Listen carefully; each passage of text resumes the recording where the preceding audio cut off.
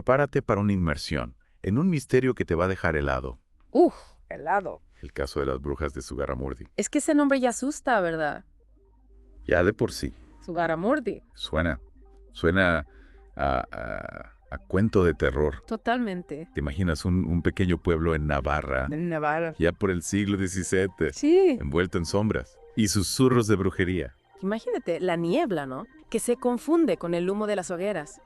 Y las acusaciones que vuelan más rápido que el viento del norte. Nuestra fuente principal para esta inmersión es la Wikipedia, La Wikipedia, siempre tan fiable. que nos relata un proceso inquisitorial que conmocionó a toda España A toda España, sí, señor. y que nos dio a preguntarnos qué ocurrió realmente ¿En aquellos? aquellos aquelarres de Zugarramurdi. Porque hay muchas versiones. Hay muchas versiones. Hay muchas leyendas. Exacto. Y hay que intentar discernir un poco el grano de la paja. Claro, separar la realidad de la ficción. Exacto. Todo comenzó con una joven, Eh. María de Schimmeldegui, María de Schimmeldegui. que regresó a Zugarramurdi tras vivir en Francia. Ah.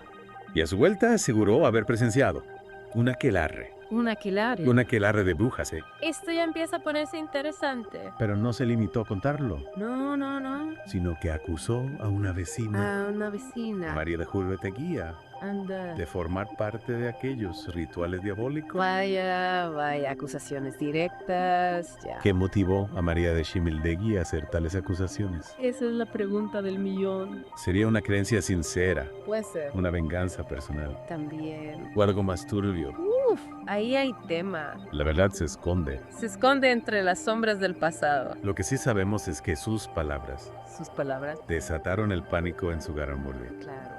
y la Inquisición, siempre vigilante, Siempre vigilando. no tardó en hacer acto de presencia. Ahí como los buitres. Y ahí es donde entra en escena el inquisidor Juan Boy Alvarado con la misión de arrojar luz sobre las acusaciones. Sí, bueno, arrojar luz a su manera, ¿no? A su manera, claro. Porque los métodos de la Inquisición ya sabemos cómo eran. No eran muy delicados. No eran muy sutiles precisamente. Rogatorios bajo presión, Por supuesto. confesiones forzadas, Había que sacar la verdad como fuera. detenciones en masa. La sombra de la Inquisición se cernió sobre Zugarramurdi Como un ave de mal agüero. como un ave de mal agüero. Las actas del juicio revelan detalles escalofriantes Escalofriantes sobre lo que supuestamente acontecía en aquellos aquelarres. en aquellos aquelarres. Se hablaba de la adoración a una figura demoníaca, Nada menos, en ocasiones con forma de macho cabrío, el macho cabrío siempre presente. de la renuncia a la fe cristiana Apostasía. y de pactos sellados con un beso obsceno, Un beso obsceno. el osculum infame, El famoso osculum infame. es decir, besar las posaderas del diablo. Sí, esta era la imagen, ¿no? Que se tenía. Imagínate el terror Imagínate el terror. que debían sentir aquellos acusados, Pobres gentes. obligados a confesar bajo tortura, Bajo tortura. actos que probablemente jamás cometieron. Es que en esas condiciones uno confiesa lo que sea. Además, se les atribuían poderes sobrenaturales, Claro, como todas las brujas, transformarse en animales. controlar las tormentas, Criar venenos. incluso practicar el vampirismo. Un cóctel de supersticiones Tremendo, ¿eh? que alimentaba el miedo, ¿Y la paranoia? la paranoia colectiva. La tensión culminó Culminó en un dramático auto de fe, el famoso auto de fe. celebrado en Logroño en 1610. De 1610, Miles de personas, miles de personas incluso procedentes de Francia, de todas partes. se congregaron para presenciar aquel macabro espectáculo. Macabros espectáculos. La procesión de los acusados, la lectura de las sentencias, ¿Qué momento? la hoguera. La güera. 6 personas fueron quemadas vivas, 6 personas otras reconciliadas con la iglesia reconciliadas. y condenadas a penas menores. Claro, las que se arrepintieron. Y 5 más, 5 más. ya fallecidas, Ya fallecidas. fueron quemadas en efigie. En efigie.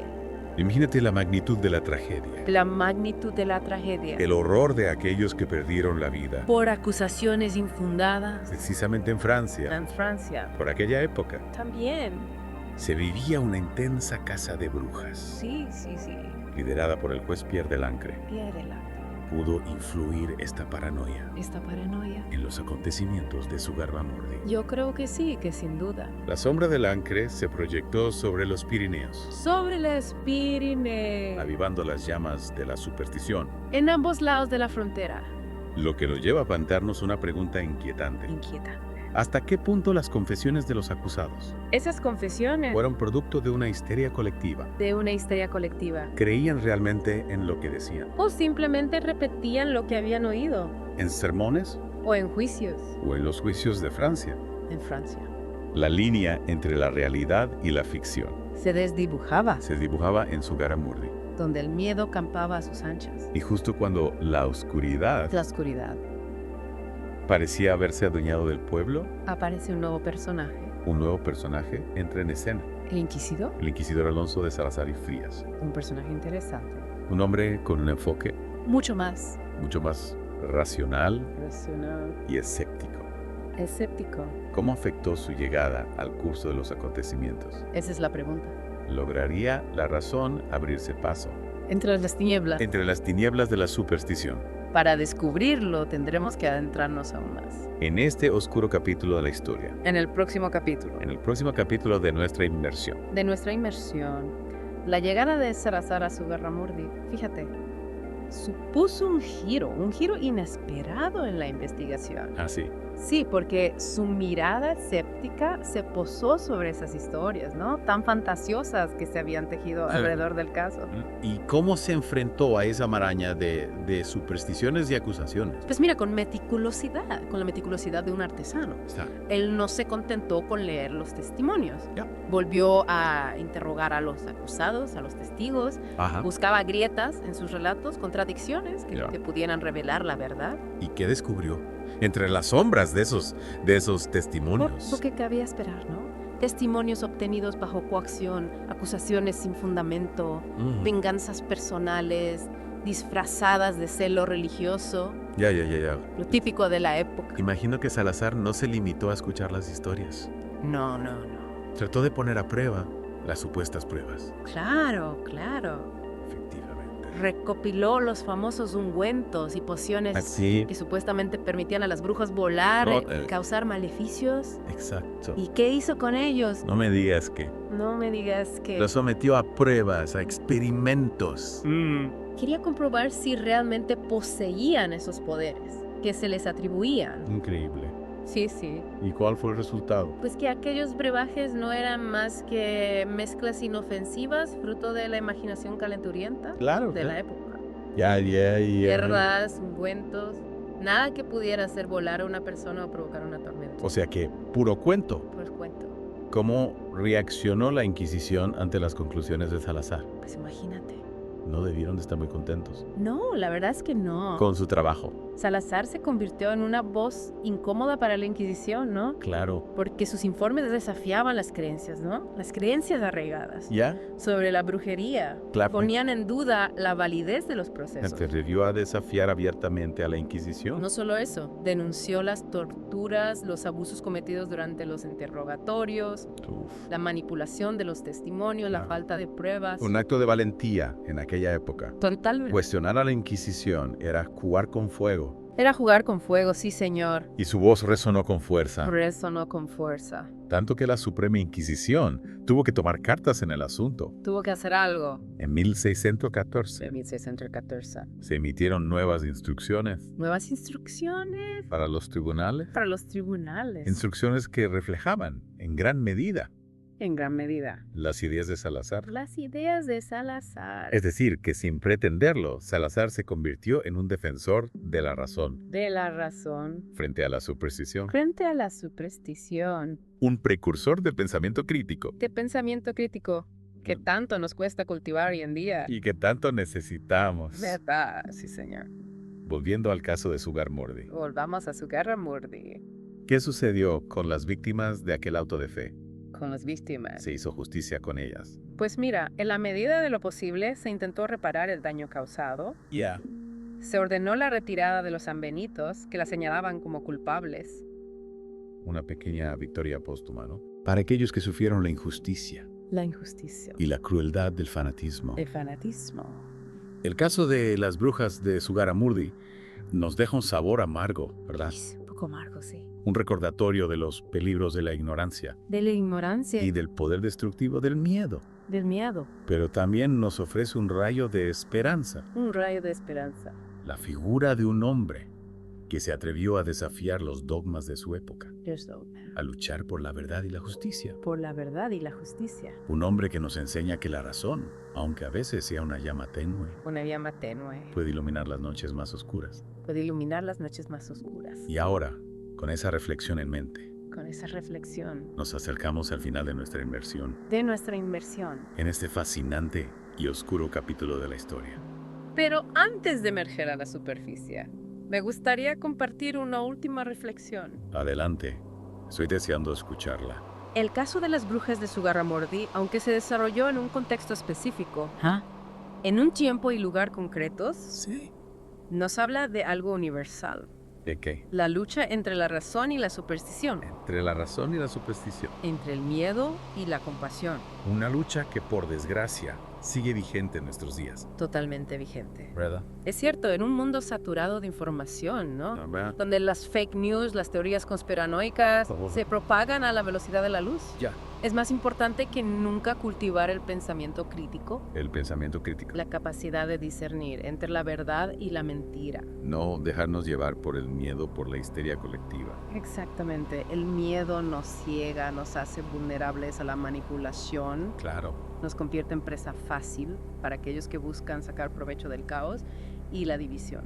La historia de las brujas de Zugarramurdi nos recuerda que el precio de la ignorancia El precio de la ignorancia es ser muy alto. puede ser muy alto. Que la justicia, cuando se basa en la superstición En la superstición y el fanatismo, y el fanatismo deja de ser justicia deja de ser justicia. para convertirse en un instrumento de opresión. Un instrumento de opresión Un mensaje que resuena con fuerza en el siglo XXI. en el siglo XXI. Y ahora, con esa reflexión en mente, Con esa reflexión, podemos dar por concluida nuestra inmersión nuestra inmersión en el oscuro y fascinante caso. de las brujas de Zugarramurdi, Hemos explorado las sombras de la historia. las sombras de la historia, Hemos rescatado del olvido a las víctimas de la intolerancia.